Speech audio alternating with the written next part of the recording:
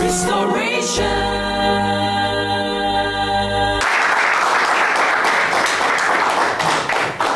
Life throws us a lot of options, but as to what you want to do, the choices forever remain yours.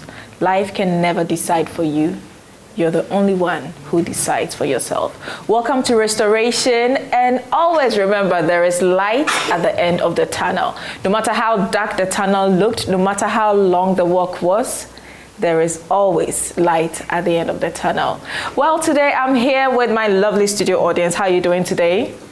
I'll say a very big thank you to all of you for coming. I'm saying a very big thank you to our sponsors, Busy 4G. How many of you want to have the best internet service? Let me see by hand, because I want to share something with you.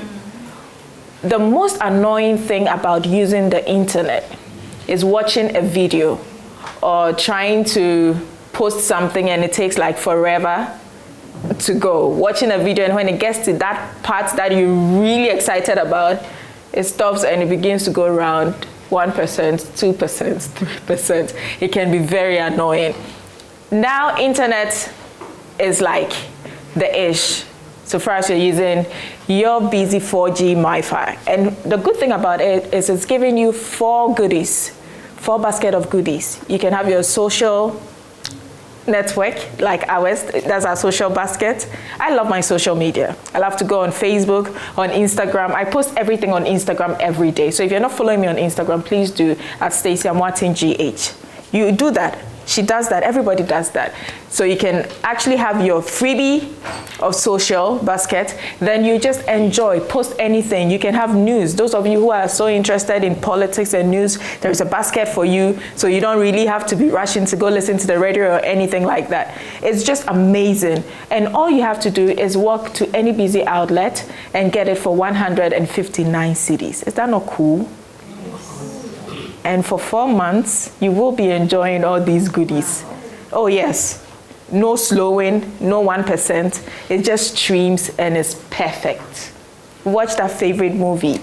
Connect to that friend anywhere in the world. So we're going to get connected. Yeah. Busy 4G, yeah. All the way, yeah. All the way. Yeah. Let me see by hand. I have tried it, you should try it. You should try it. I'm also saying a very big thank you to La Palm Royal Beach Hotel, where we record every time, to Yas Washing Powder and Yas Sanitary Pad, Hooch Corn and Choco Flakes, my Crunchers breakfast choice. I'm saying a very big thank you to Special Ice Mineral Water and Special Drinks. Thank you so much. I'm also saying a very big thank you to my production company, M-Clan Media. You guys are amazing. You always make this show look as beautiful as it is all the time. I'm saying a very big God bless you. And if you are out there trying to get your TV show, your movie, whatever production you're putting together, you should talk to M-Clan Media. You see their number on the screen. Get in touch with them and they will give you an excellent work. I didn't say a good work, I said an excellent work. I'm also saying a very big thank you to Ophelia of ABS Collection for my outfit. Ophelia, thank you very much. I feel so easy. Just wish I had pockets so I could pocket a little. But it's still beautiful, and I'm saying a very big thank you to Ophelia. Today, my makeup artist is an amazing young woman. I love her so much, Nanama of She Sparkles. Nana, wave, let's see you. And Nanama is responsible for my makeup, She Sparkle. Thank you very much. To Roji One at Dakoma and Kokompe Eye Clinic. Roji, thank you very much for my hair. You said be daring, so I'm daring. And I think I love my look. Thank you so much. To GTP, thank you. You're still celebrating 50 years of fantastic fabric worldwide. And we're saying thank you so much. God bless you for all your efforts to make sure that Africa is recognized on the world map. The story we're going to hear today is actually going to tickle your emotion, is going to tickle your inner strength, and it's going to make you know that yes, indeed, when you decide to follow something, when you decide to follow someone, when you have faith enough, it can move mountains. Please let's welcome our guest for today, Mr. Daniel Larbi.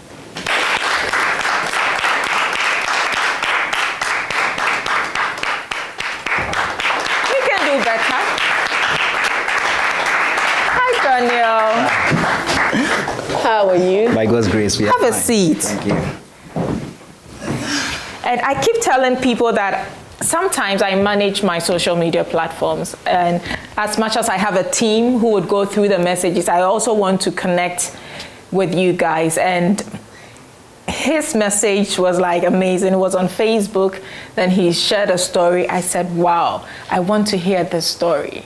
And I have to really appreciate you because you've been here. This is the second time. Yes, my second time. Yeah, because the first one, there were some technical hitches, and I thought, okay, he might not come back. But seriously, you came, and I'm really grateful. And we will come again. Again and again and again, yeah. Daniel, tell us about your life. Who were you before you found Christ? I am Daniel, as you have rightly said. And my father happened to be a pastor. So automatically it is expected that the children too should follow suit. But the rest were fine, but I was very bad. Hey, how bad? Yes, You see how your eyes are all brightened up? I had my thoughts in my head to move in the line of Satan. I really decided to hit hard on sin. Hey. Yes. And the enemy also took over my heart because I could see that all that I did were being controlled by him. I started smoking when I was 14, 15 years. GSS there. Okay. And who introduced you to smoking? I just started doing it. I started it from the kitchen. You see, when our mothers will use these firewoods, and normally there are holes in some of the pieces. So you also break and do some puffing. So that was where I started it from.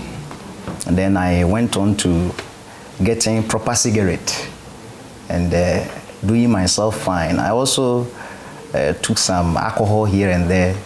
And in all this, they never knew that I was into that. What kind of feeling was it giving you? No feeling. The smoking, the drinking? Yes, no feeling at all. No feeling, no satisfaction. You just wanted to be a guy? I just wanted to make life real.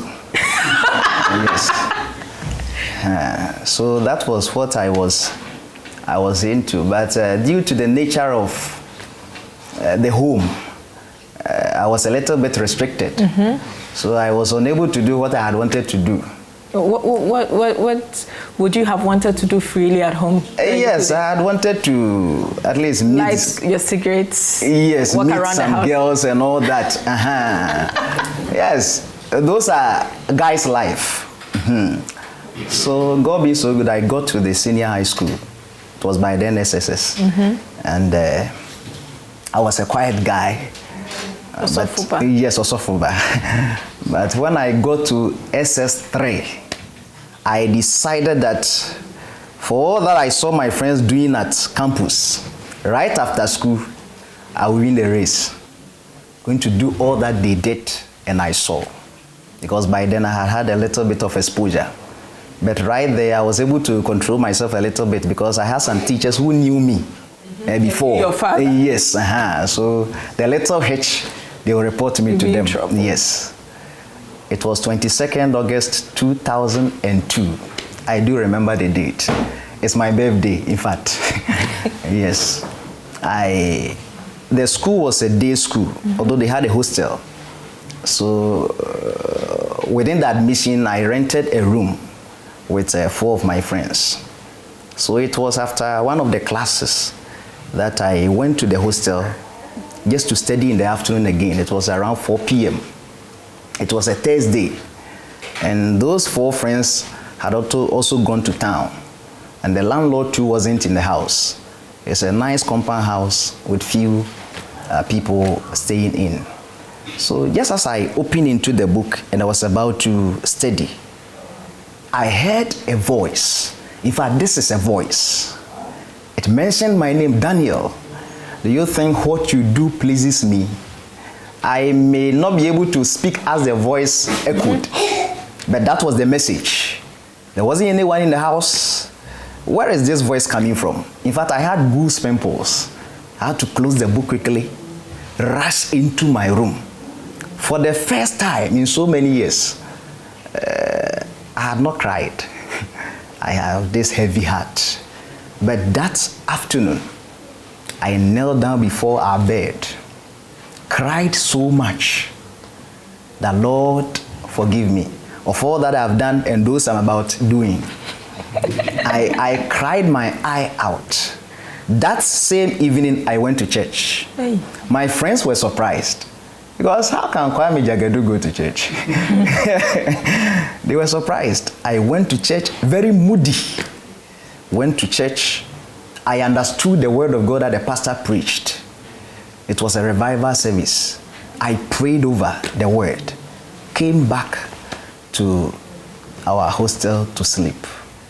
Then I started going for dawn broadcasting. So early morning I'll rise, go out, make noise about Christ. And I'm sure by that time your friends were thinking... They were surprised. What is happening to this one? What is happening to him? So right after morning, I'll come back, bath, go to school. So I had to also convince them to accept my new disposition. And they all accepted. We did dawn broadcastings together. And in a few months' time, we completed and we parted company. And that voice you heard. Yeah. How did you know whose voice it was? Very good. There are many voices. A kind of voice that will turn you to eternity line will tell you that this is the right voice and it is coming from God. A kind of voice that will twist you to a lane of distraction, pointing you to distraction, is a voice you will know that this is satanic voice and it is directing you to perdition. So that was where I got to know that this is indeed coming from God. This is indeed coming from God. He mentioned my name and said, you think what you do pleases me? I have a purpose for your life. That was all. Did your father get to know at any point the life you were leaving behind the curtain? Yes, no and yes. Yes, because he thought I would be very hard to be controlled. He once told me that I'm the only goat among the sheep. And it was true. And it was a black goat. Yes, a black goat, of course. And it was true because I could roast maize, call my junior sister, as hot as it is, pour the maize in the palm, cover it. I was very wicked. Wow. Cover it. I could use iron rods on the foot of my sister, run it through the foot. Hey. You're saying yay. It was serious. It was terrible. And you cannot... Why were you doing that? For what pleasure? I just didn't know. I just didn't know. When I get irritated, I have to do something. You have a terrible temper. Yes. I had to do something. I remember at GSS, I had to also run a compass at the back of a friend. Ouch. Yes. So all these were just the basis. Compass that point? Yes. All these were just the basis. Yes. The basis? Yes, the basis, because I knew I had to graduate. I was moving up, and I am very intelligent when it comes to observation. So I knew I could be terrible. I could be more terrible than they were terrible. So this was... So after school, yeah. What did life throw at your feet? Wonderful. So after secondary school, I came back home to do my restitutions. All that I have done wrong, I had to meet those people I have wronged and to apologize. I remember... You were able to do that? I did it. I remember those days I had stolen from my brother and I had to confess. Yes, confess and give it back to him. He even told me that whatever I need, I can now enter the room and take. I did all my restitutions, and I brought revival to our local church. Serious one. Because every Saturday, you only see me on the field preaching to people. Saturdays, I moved with, I had 3 friends, one tailor, one mason, one too was a pastor. And then we visit houses, we present the word of the Lord to them. Those who are sick, we pray for them, and all we saw was that they are healed. So in the evening, we will come to a particular classroom and pray for all those we have ministered to. That's what we did until the results was released. And then we had to further education. In the time of the apostles, we know that they were really having hard times. Yes. They were persecuted, they were killed. A lot happened in that time. Yeah. In our time, when you decide to walk this Christ walk, what are some of the challenges? What did you go through? By then, I only had motivations and inspirations. But then along the line, insults were coming in, and I believe that was the only problem or challenge I was facing. But afterwards, I met more. After leaving home to further my education, I met more serious ones. Restoration. I remember at training college, I completed MAMTech. Okay. So thumbs up to all MAMTechans. Yes, and they decided to gather money for, let me put it, for Apo. And then everybody agreed to that. But we were 3 who opposed the idea. So they went for the papers and all that. And they were caught. In fact, when they were caught, the Apo blasted. Yes, blasted. And armor cars came all the way from Accra to Mampong. Wow. It was a serious scene.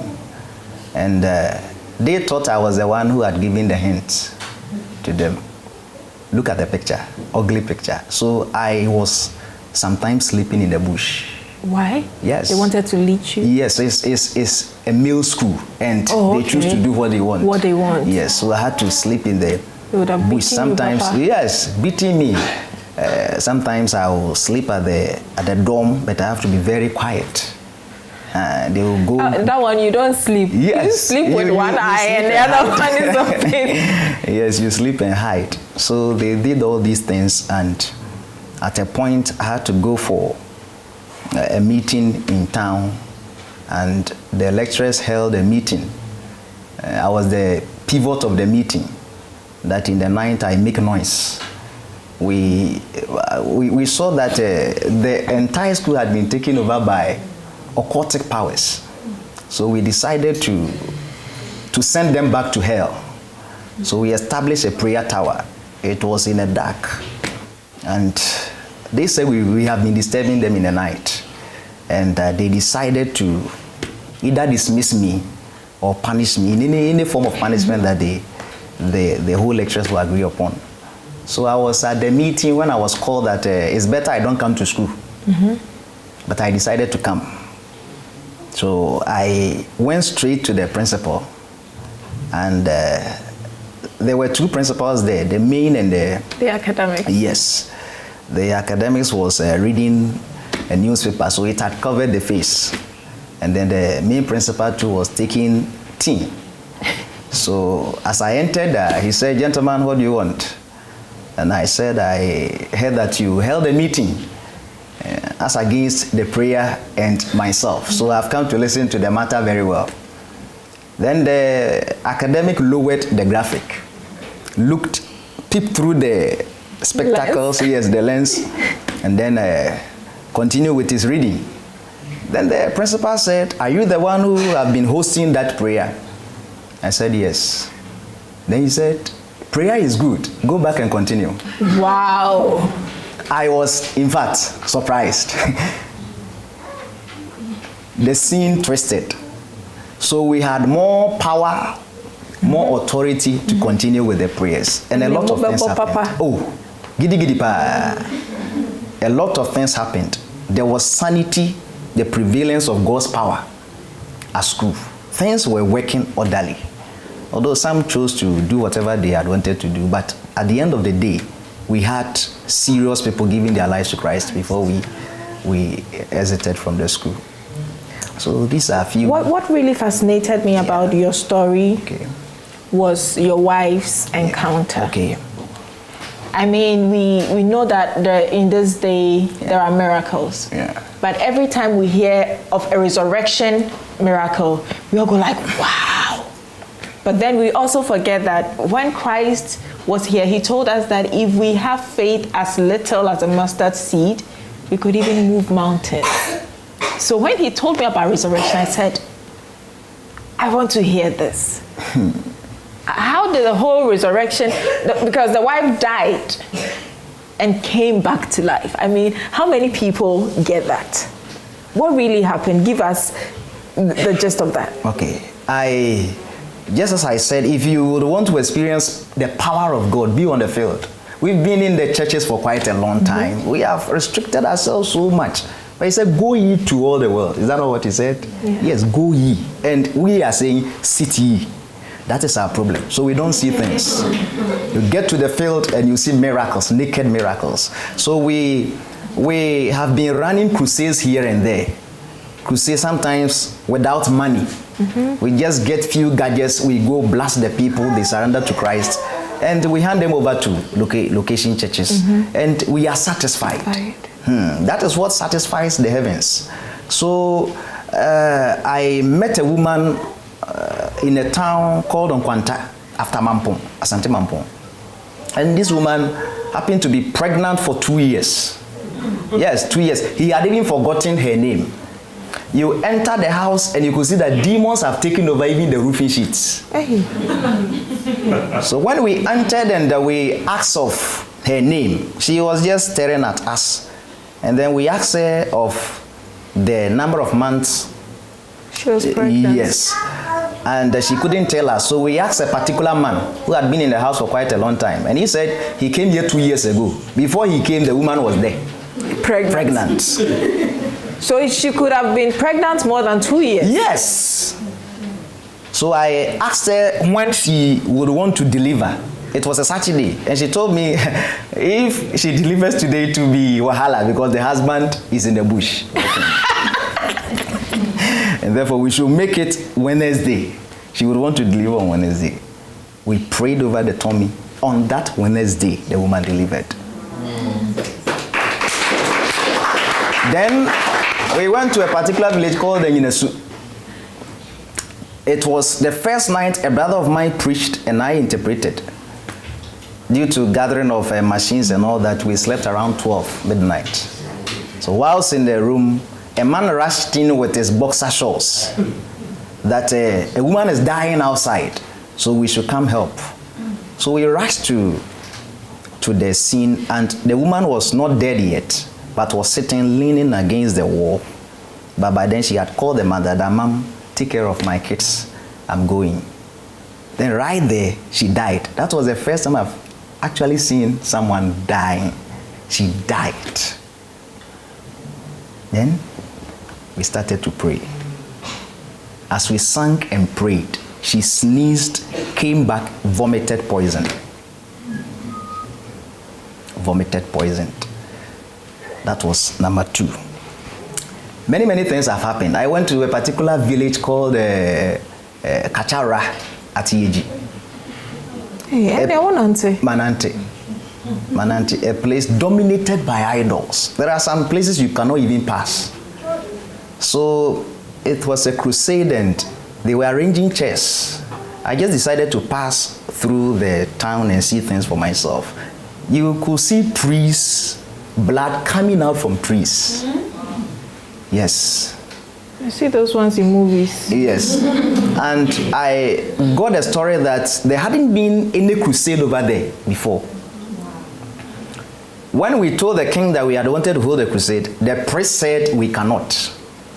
Then I went inside our room with a brother. He was a banker by then. And then we prayed that we would want to arrest the man for 3 days.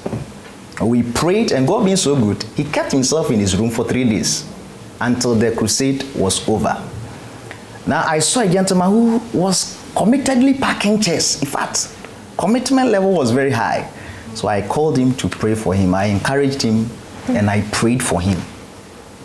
Then the following day he rushed to me. That brother, do you know what happened in the night? I said, no. He said he has served an idol for 7 years. And he left the idol and diverted to Christianity. Mm-hmm. Then after I prayed for him, he went to the house, slept. in the dream, he saw himself vomiting mortar concoctions. And when he woke up, the concoction was on the bed, live and clear. In fact, due to all these things, Satan started to show himself to me that I will make sure I stop you. Then he added that he will marry for us to see. Sometimes he will send demons to me. I see them. Sometimes 7, other times 3. Wow. Yeah, we are coming to take you away. But in any of these, they couldn't. So I got married. I'm coming into the marriage equation. There are many that I may not be able to due to time. So I got married, and for almost 6 months, we didn't see any sign. When you marry, people want to see. Yes. By 6 months, I yes, a little stomach. Equation of pregnancy. So 6 months, we didn't see anything.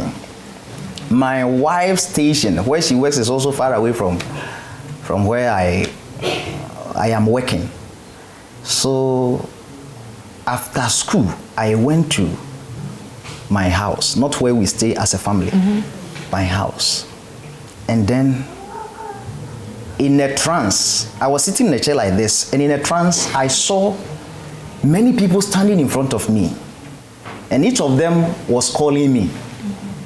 Then I sat up well, went for my lunch, my supper, took my bath, and around 9 p.m. I went to bed to sleep. Just as I threw myself on the bed, it resurfaced. This time, it was like I was going to a particular school to preach. Just as I reached the veranda, I heard a voice telling me, turn left and pick yours. So I turned left, and there were many people standing there, including twins. So when he said, choose yours or select yours, I pointed at twins. Then they vanished. He said, this is not yours. Oh. Yes. Turn right again. And as I turned right, I saw 4 kids. They were coming to my direction. He said, these are yours. Do you want to know their names? I said, yes. He said, stretch your hand and they will put their hands in your palm. There you know their names. So I stretched my hand and they put their hands in my palm. Then I knew all their names. And he told me there was a woman sitting at a corner with a register. And he told me to tell the kids to go to the woman so that they register, because they are coming to Ghana. So they went there to register. Haven't registered? Yes. Then the kids came to me again. Then the voice told me to command the kids into the womb of my wife. Then I commanded them, in the name of Jesus, get to the womb of my wife. Then I came back to myself. It was 7th March 2012. Independence. Yes. My wife came from the station, and the following week I told her let's get a test strip to check a few things. So we checked, and it was good news, yes. So I told her to go to the hospital. Then she went, and the doctor said it's malaria. And my wife said, no, my husband says it's pregnancy. Then the doctor says, your husband, doctor? A doctor. Then my wife said, he's more than a doctor. So they did lab tests, and it was confirmed. When she was 6 months old, we were sleeping one night, and she just woke up and rushed to the washroom. I only heard her rising up in my dream. So I overslept, and when I woke up, it was almost 30-35 minutes from the time she went. So I rushed to the washroom, and lo and behold, my wife was lying down naked. She had vomited and had, you understand? She was gone. She was gone. She was lying on her tummy. lying on her tummy. And I checked her and she was gone. This is serious. You can't die like this. With my children in yes, you can't. You can't. So I washed her up, washed the place, made the place very neat, put her on the WC. And I leaned against the wall. I said, God, I have a covenant with you. This my wife cannot die. Let the tummy protrude. Then I saw the tummy bumping up, protruding, coming out. Then it reached the 6 months that I appreciate. And she started releasing the fist. She opened the eye and asked me, what is wrong? And I covered her and took her to the room. Restoration. Within that time, were you not afraid? I mean, I would panic. Yes. In fact, Start screaming. I'll start screaming. You call what? 911. It doesn't happen here in our part of the world. I think it's one of the attributes of my life. I don't get surprised. I don't get panicked by anything. Nothing surprises me. You are not expectant. Yes, that is it. Nothing surprises me. Nothing gets me panicking.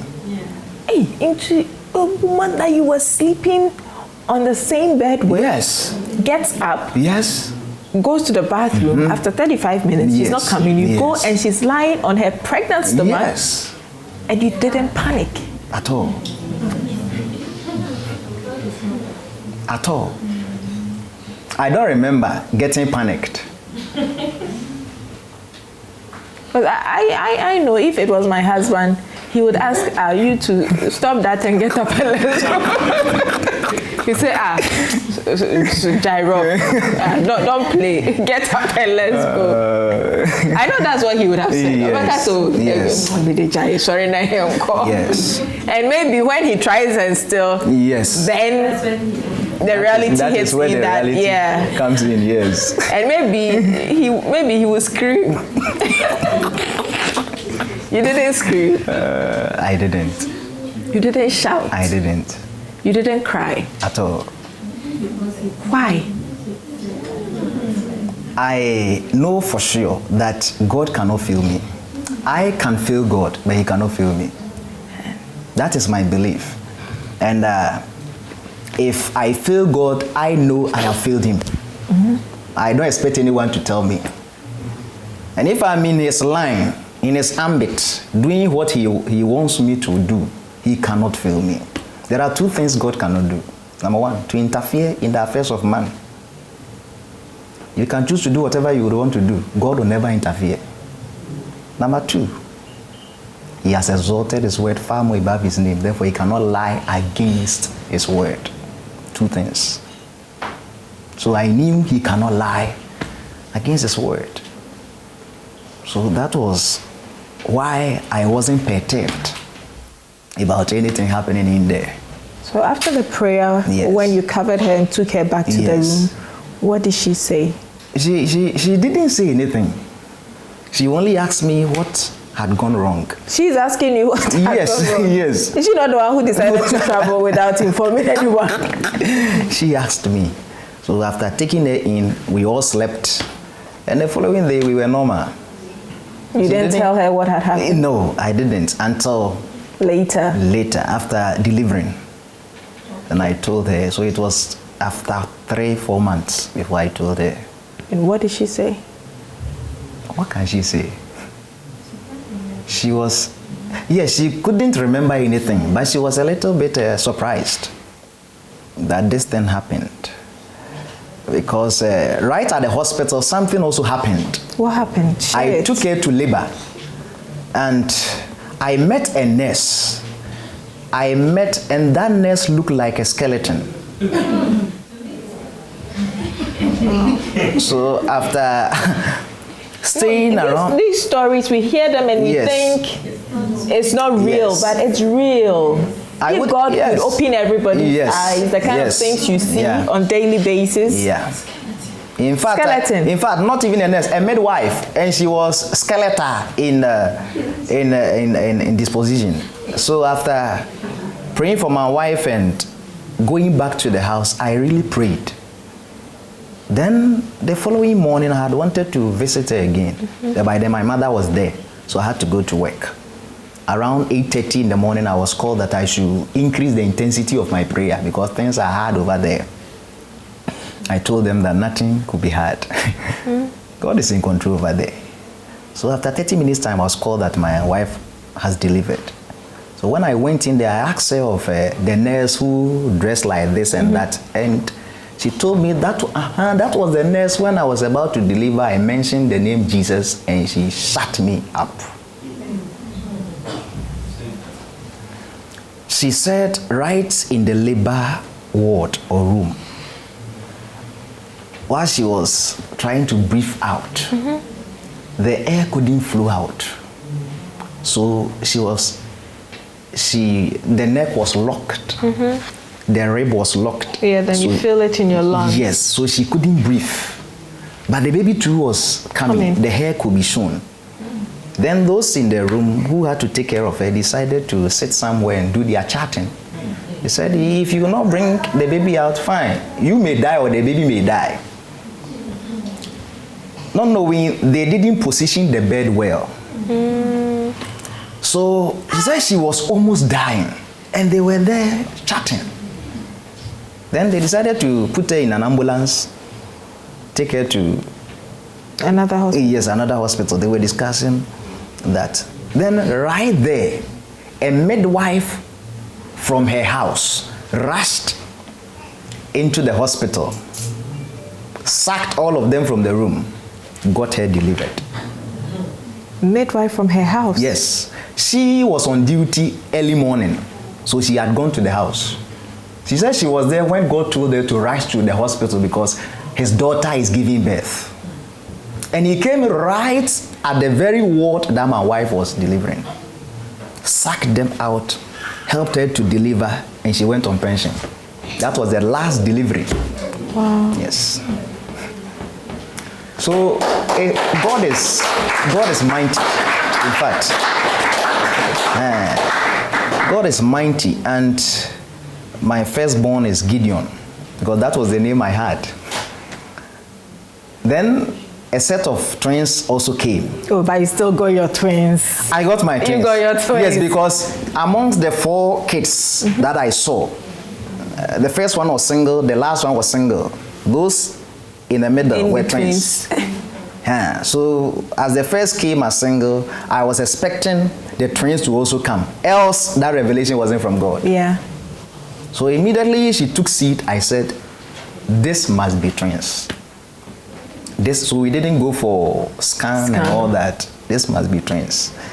And God being so good, it's left with the last one, and soon you come. You decided you are not finishing anytime soon, right? They are 4 and all of them must come. None of them should hide. Yes. Because they've registered. They've registered. Yeah. They have to come for a purpose, to accomplish that purpose. So after all these experiences and having 3 children, how is the work of God going still? It's flourishing.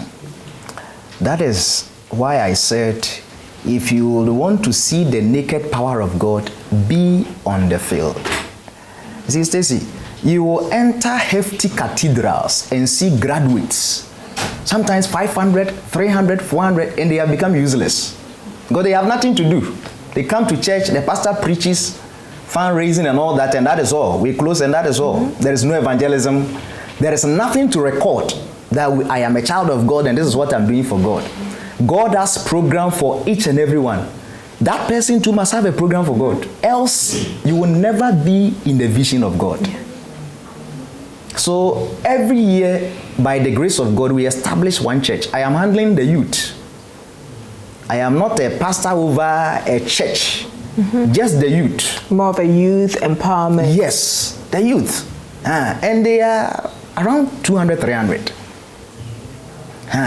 200, 300. And for every year, we establish a church, a location church for the mother church. We use our own money.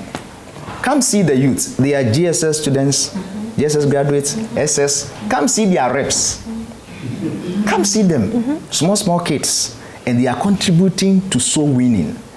And when we go for evangelism, we sleep in classrooms. We don't sleep at guest houses and hotels. Classroom where we'll be bitten by mosquitoes. We eat like a family. We fast like a family. We go for dawn broadcasting, house to house. Then in the evening, we go to the crusade grounds and fire. And people bring their occultic materials. They bring their rings. Marriages are repaired. We get souls who have been so much chronic, sent chronic. And that is our joy and happiness. So that makes the work flourish. In fact, that makes the work flourish. So if you are to ask me of how it is flourishing, that is what I would say. We have nothing to do apart from evangelism. It's like this is what is happening in the scene. We are in a pit, and we were all screaming for help to be delivered. God being so good, someone passed by. He dropped a rope, helped one to come out. And he gave the rope to the person that helped those inside there to also come out. Then the person took the rope, folded it, put it aside, squat at the entrance of the pit, and began to tell them stories. Those in the pit, although are enjoying the story, but that is not what they want. That is what is happening in our churches. They are enjoying the story because it is relieving them somehow from their pains. But that is not what they are seeking. The rope must be lowered, get them delivered. Get them delivered. So that is what we have been doing. And could you believe I met a lesbian who has snatched somebody's wife from the husband? Hey. That's serious, right? Serious. I entered into a particular denomination. The man preaching was a gay. Whoa. So if you are not on the field, you will see nothing. You only dance, sweat, and give as if God needs our money. Give God money to buy Titan and all that. Offering. And we think, we are serving God. It's so sad. God is sad up there. We have the men and the women that need to be empowered. Look at the money that we spend. You look at a temple and money spent on the temple alone. Some churches are in Ghana, they are richer than the nation itself. Yeah. And there are people in the church. Gather the youth, give them money, tell them to go to the village and tell people about Christ. If only I am born again, I cannot sit back. I need to join the team and fire for the Lord. 10 souls back to Christ. And I think it's a lot of work we have to do with other churches. Yes. Because my husband is a minister of God. And he always tells me, why do pastors go to preach and they're expectant that the church should give them something? It's your calling. Yeah. So do it and go. Yes. And he would go to churches, minister, and he would just get back in his car, drive home. That is all. And they don't understand. And he said, God gave me what I have for free. I didn't pay anything to be who I am. So why do I take money for it?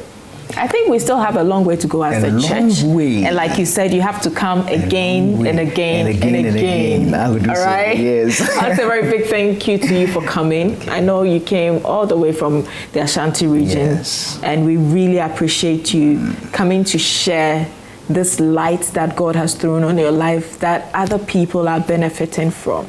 We would encourage you to keep on doing it because it's not easy. It's not easy. At all. It wasn't easy. When Christ hanged on the cross, it wasn't easy. So we have to fight this fight for him so we'll all be victorious. Then one day when we all go to paradise, I'll be standing in my window, I'll say, hi, Daniel. And it will be such a beautiful sight. Before you leave, I have something little from our sponsors for you. Wonderful. Edna, can you help me? And as we wait for them, I want a very big thank you to our sponsors, Busy4G. If you're not connected to Busy4G, please, please, please, please, please don't use internet at all because it's so annoying when you're on the internet and it's slow. So please go out there, get your busy 4G MiFi for 159 Ghana cedis and enjoy a lot of wonderful freebies for 4 months. It's just amazing. I'm saying a very big thank you to La Palm Royal Beach Hotel, to Yas Washing Powder and Yas Sanitary Pad, to my Crunchers Breakfast Choice, Hooch, Corn and Choco Flakes, to GTP, thank you very much for my fabric. To you, M-Clan, my production company, thank you very much for making restoration look beautiful all the time.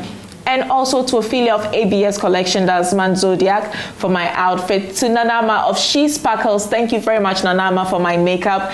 And of course, to you, Roji, thank you very much for my hair. I really, really appreciate it. If you're watching us from all over the world, we're saying a very big thank you to you for supporting us from day one till now. And we know that God is still going to do a lot of great things with us. And the stories that you hear on this show will really help you to build your life to become a better person. Daniel, thank you very much for coming. You're welcome. It's been amazing. I'm still going to be just staying with you backstage. Yeah. So please send us your messages and we will respond to all your messages. If you want to call us, you can let us know you want to call. We will get in touch with you with our call number, please, so that other people can also work easily and freely and make this thing very beautiful. Thank you very much. You can follow us on Instagram, Restoration with Stacy on Instagram. You can also follow me. That is Stacy Amwatson GH on Instagram, Facebook, Twitter. We're all over the place. Let's get connected and let's do this for God. Always do remember you can do all things through Christ who strengthens you. See you next week. To the end of the tunnel, I see a bright light shining through, and it's just for you. There is hope for the tired and weary. Open your eyes and you will see the perfect friend in me. Restoration, restoration, restoration. It's easy. Restoration, restoration, restoration. It's easy. This is where to share it all. A common place for one and all. Let's hold each other's hands and stand tall. Set yourself